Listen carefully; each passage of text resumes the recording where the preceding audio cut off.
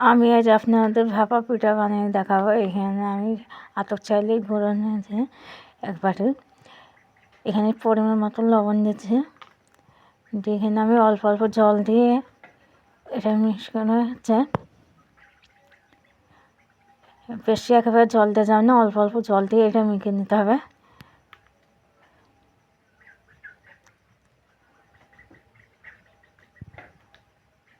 আমি এখানে অল্প অল্প জল দিয়ে এটা ঝুরঝুর করে এটা মেখে নেব।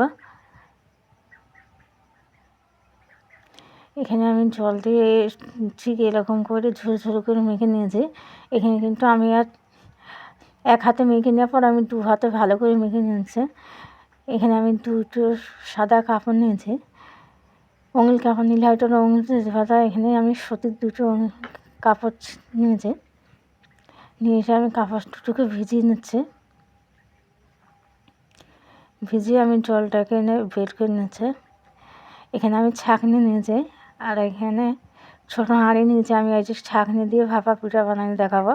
আপনার চাইলে এর ফুটো ফুটো ঠেলা দিয়েও বানিয়ে নিতে পারেন। আমি কিন্তু যে চালে করে রেখেছি সেটা আমি একটা বাটি করে নিচ্ছি। এর মধ্যে আমি কিন্তু মিষ্টি কোনো জিনিস দিচ্ছি না। আমি এই শুধু এমনি বানিয়ে দেখাচ্ছি। এখানে আমি শাড়ির মধ্যে কাপড় টুকরোর মধ্যে আমি বাটিটা দিয়ে দিচ্ছি। এখানে কিন্তু আমি আটাটা জল দেওয়ার পর কিন্তু চালনি দিয়ে চেলে নিইনি। আমার এখানটা খুব ভালো মতো হয়ে আছে।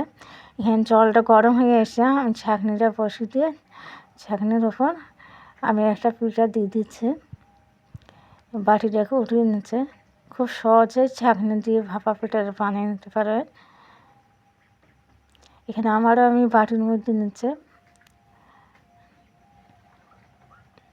আমি হাতে করে এভাবে সমান করে নিচ্ছে।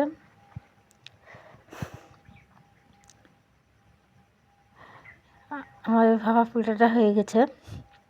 আমি এটাকে উঠিয়ে নিচ্ছি। আমি আবারও একটা দিচ্ছি।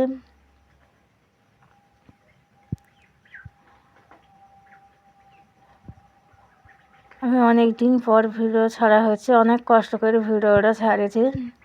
জানি না সবার মতো আমি কবে প্রতিদিন ভিডিও ছাড়তে পারবো। এখানে আমি ভাপা পিঠাটা আবার হয়ে গেছে। এটা আমি এটাকে উঠিয়ে নিচ্ছি। আমি সব পিঠাগুলো এইভাবে করে বানিয়ে নিচ্ছি। কত সুন্দর হয়েছে। এখানে আমি খেজুরের গুঁড়ো নিয়েছি পাতলা, এটা দিয়ে আমি বানিয়ে খেয়ে পরিবেশন করে দেখাচ্ছি আপনাদের। এইভাবে আপনারাও বাড়িতে খুব সহজেই বানিয়ে নিতে পারবেন।